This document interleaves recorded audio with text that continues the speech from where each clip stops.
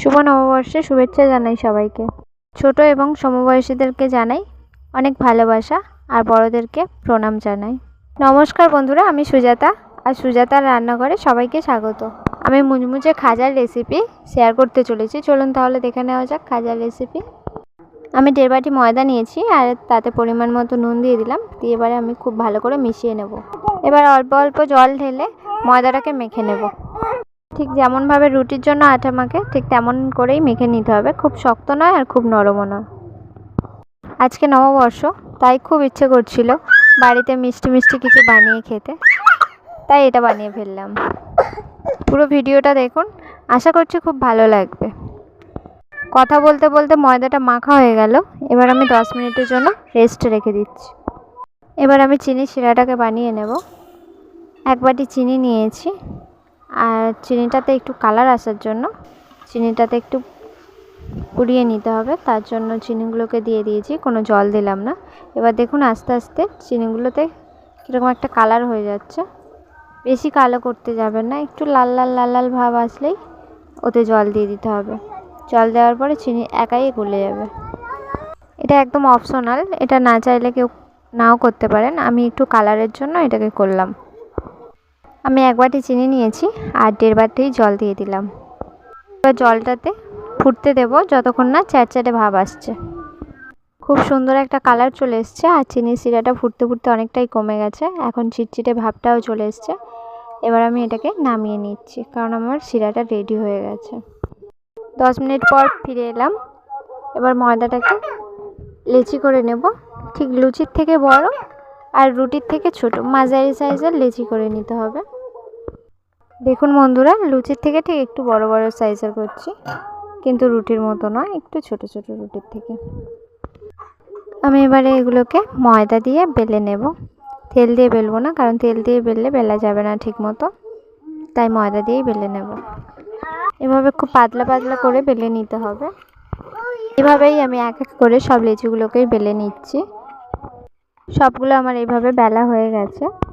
এবারে যে রুটিগুলোকে বেলে রেখেছিলাম সেগুলোকে একটার উপরে আরেকটা চাপিয়ে দেব। সবগুলোকে এক এক করে দিয়ে দিলাম আর যেদিকে ছোট হচ্ছে সেদিকটা টেনে টেনে সমান করে দিলাম। যদি অনেকগুলো লেচি হয় তো খুব মোটা হয়ে যাবে, তার জন্য এটা কাটতে আর ভাজতে খুবই অসুবিধা হবে। আমারও অসুবিধা হয়েছে খুবই। তো যারা অনেকগুলো করে করবেন তারা দুবার করবেন এরকম। উপর থেকে একটু হালকাভাবে বেলে নেব।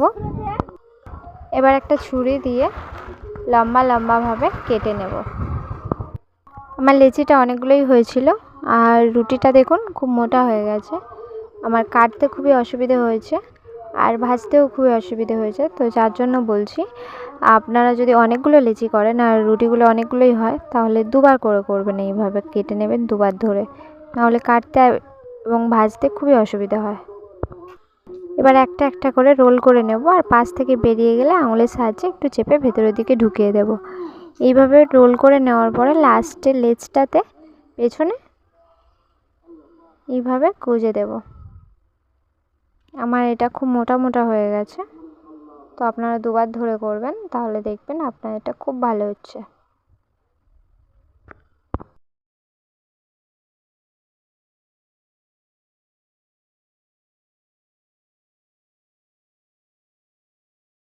সবগুলো হয়ে গেছে এইভাবে। এবারে খুবই হালকা হাতে এটাকে বেলে নেব, নাহলে মোটা হয়ে যেত। একটু হালকা সামান্যভাবে বেলে নিতে হবে, নাহলে খুব চাপ দিয়ে বেললে লেয়ারগুলো নষ্ট হয়ে যাবে, তাই হালকা হাতে বেলে নিতে হবে।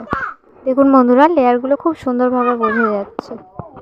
এবার তেলটা গরম করে নিলাম, তারপর হালকা আঁচটাকে কমিয়ে ভেজে নিচ্ছি। তেলটাকে খুব ভালো করে ঝরিয়ে নিতে হবে, নাহলে লেয়ারের মধ্যে প্রচুর পরিমাণে তেল ঢুকে গেছে, তাই ঝরিয়ে নিতে হবে খুব ভালো করে। এইভাবে একই পদ্ধতিতে সবগুলোকে ভেজে নিচ্ছি।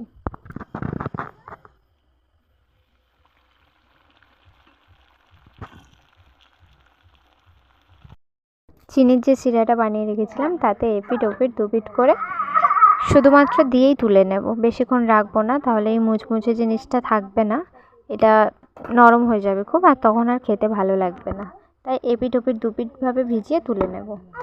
সবগুলোতে চিনির শিরাতে ডুবিয়ে তুলে নিচ্ছি। এখন বন্ধুরা অসংখ্য লেয়ার হয়েছে। খাজাটাকে খেয়ে সবাই প্রশংসায় পঞ্চমুখ। আপনারাও এভাবে বানান, দেখবেন আপনাদের খাজাও খুব সুন্দর হয়েছে। একবারও বানালে আবার বারবার বানাতে ইচ্ছে করবে।